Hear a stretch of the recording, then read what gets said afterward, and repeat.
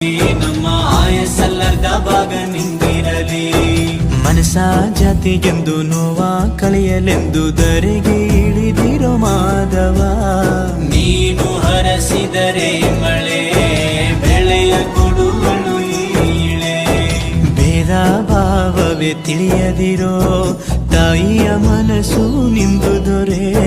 ಪಾಪ ಕರ್ಮವ ಕಳೆದು ಬಿಡು ಗಂಗೆ ಅಂಶವು